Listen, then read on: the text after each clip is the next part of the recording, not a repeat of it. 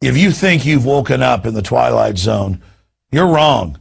You've woken up inside the eugenics-run New World Order, the scientific dictatorship. Yeah, it's crazy to see the United States and NATO hand Libya over to al-Qaeda. And now they've got all those heat-seeking missiles. Don't worry, the government will take our rights and keep us safe. If you think it's unbelievable that the ATF would ship guns into Mexico and drugs back into the United States and nobody would get in trouble, this dark ride into the New World Order has only begun. This next report, filed by Aaron Dykes, is titled Bisfenol A, Death by Plastic. This stuff is all around us.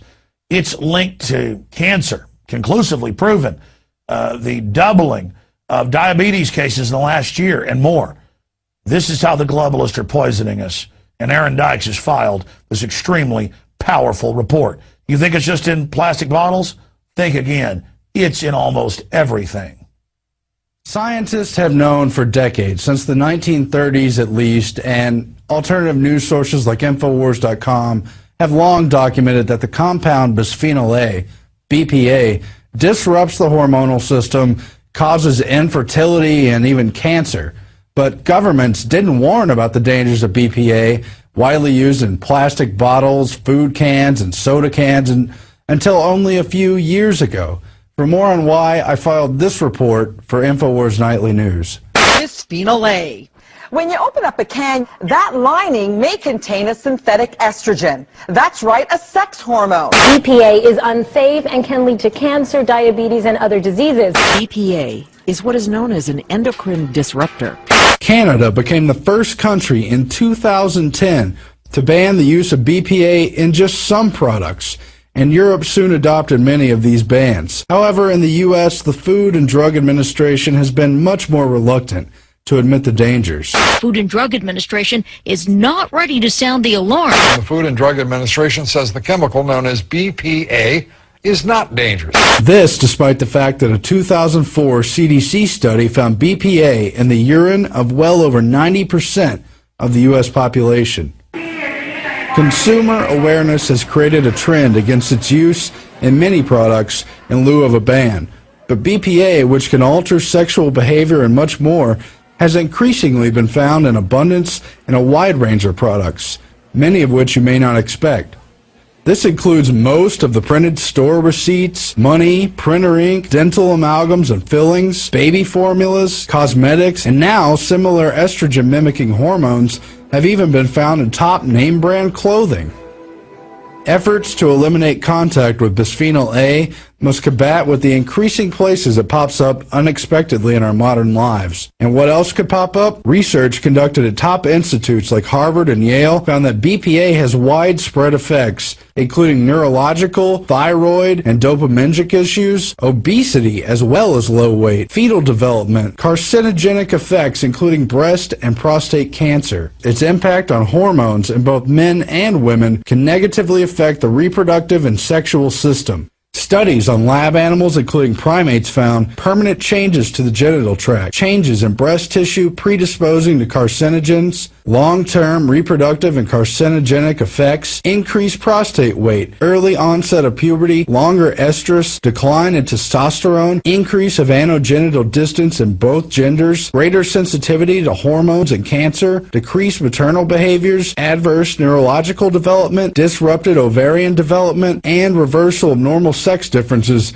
in brain structure and development. But just reporting these scientific facts has caused Alex Jones to be attacked by Media Matters and others for supposed gay bashing. The reason there's so many gay people now is because it's a chemical warfare operation. I have the government documents where they said they're going to encourage homosexuality with chemicals so that people don't have children. I even catch myself, Bob, drinking out of these estrogen mimickers.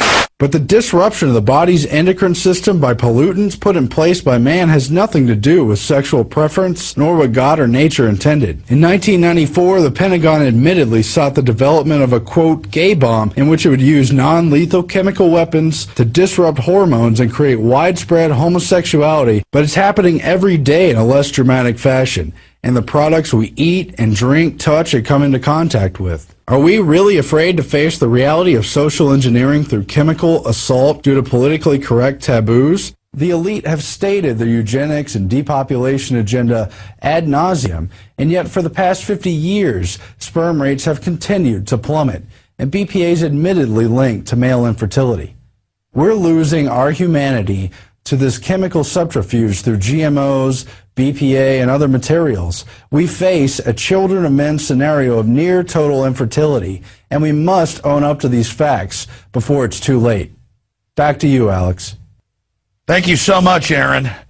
And I notice here, U.S. diabetes rate doubles in last decade. That's out of the Associated Press.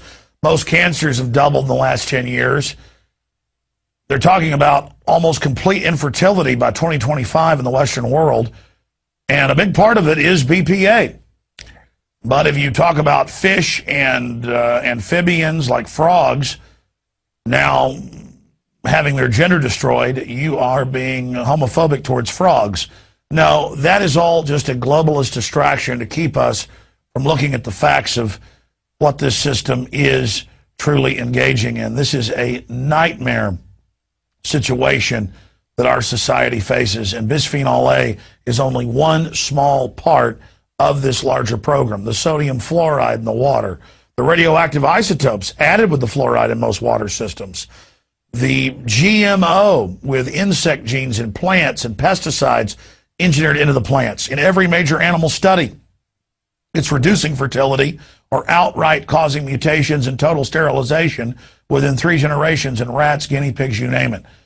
The truth is, Hitler picked up his whole eugenics program from the United States and England. I covered that in my seminal film, In-Game Blueprint for Global Enslavement.